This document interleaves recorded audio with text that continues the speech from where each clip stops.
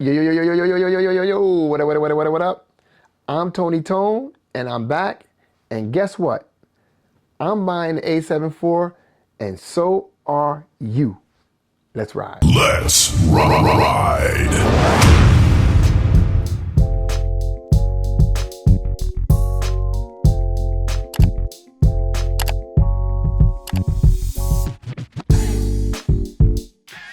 Yep, Sony's back with a new one, the A7 IV, and I cannot wait to get my hands on that camera. A lot of reviews are out already, of course, because the influence they get them in hand before we do. And thank goodness for the reviewers for getting them in the hand and letting us know what's going on, the good, the bad, the ugly, and the whatnots.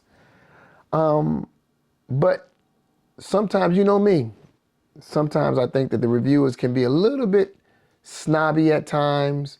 They can be a little bit, unfair, or sometimes, even most of the time, I would say, I shouldn't say most of the time, many times, they forget who their audience is, and they're talking to a specific group of people that they don't realize. For example, well, I'll get through it. I'll get to it.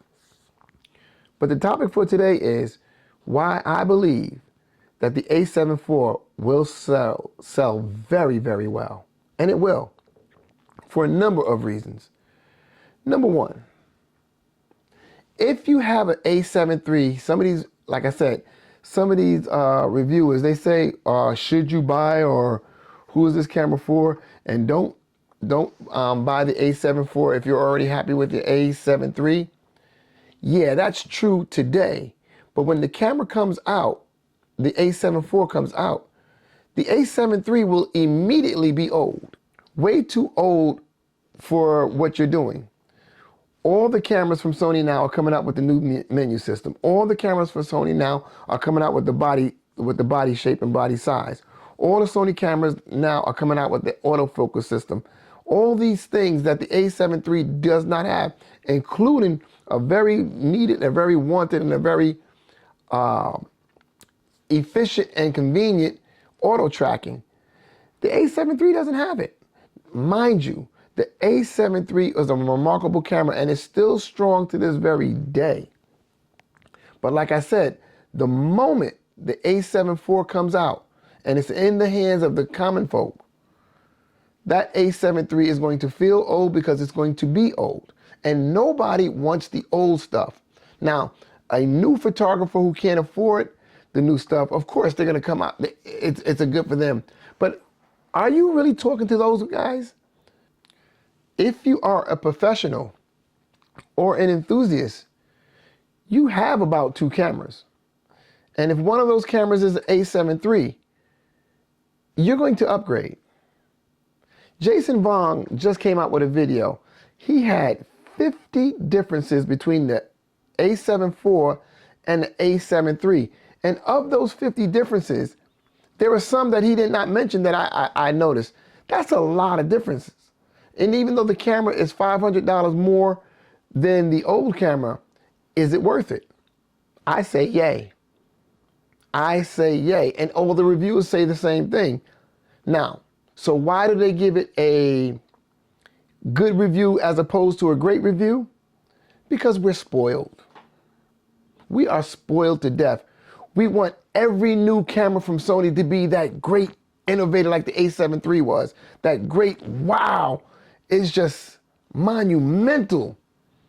But that's not going to happen anymore. It happened once. It was a one-trick pony.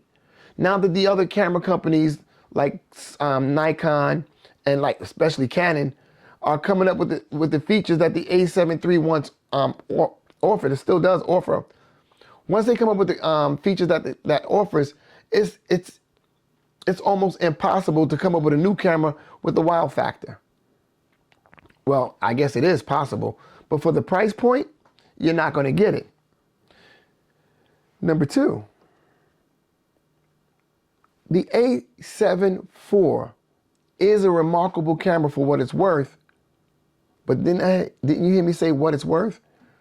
You want an A7S III to be the A7 IV with 30, you want the A7S III to be the A7 IV with the 30 megapixels.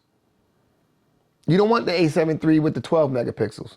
You don't want the A1 with the price. So you want all those things of the A1 and the A7S III, and you want it all in the A7 IV. I get it. But Sony's not going to make that, I shouldn't say mistake, but they're not going to make that move again to give you all that stuff stuffed into one camera at the cool price of $2,000. That's not going to happen again. So now you got to concentrate on the changes that it did make. And what are those? The autofocus system in the A4 is way better than the autofocus system in the A7 III. Again, as good as that camera is, I still own mine until I sell it, of course, for the A7 IV, right? The autofocus on the A7 III was good for its time, but it nowhere near matches that A1-like autofocus from the A7 IV. Is it the same as the A1 from what I hear? It's not as good, but it's still in the same league. And it's way better than the A7 III. Cool. That's why you're going to upgrade.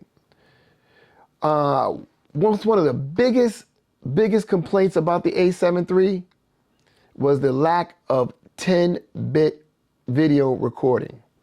A7 IV has 10-bit. 422. The menu system of the A7 III was another big criticism. Well, the A7 IV has the new menu system. The biggest criticism of the A7 III was a flippy screen. A7 IV has a flippy screen. Something that's very similar to the flippy screen, but not talked about as much, is the customization. The A7 IV's customization is even better than the A1 and the A7S III. Why? Because that new color mode that it has with the separating the video functions from the still functions, with that new color mode, you can customize video and you can customize still pictures individually of each other, and it now has a third customization mode. So in that sense, I mean, if you customize your camera, there's very little need to go into the menu system at all. And the menu system is improved. This customization thing is well worth the upgrade. You're going to upgrade. However, the biggest complaint that we hear about the A7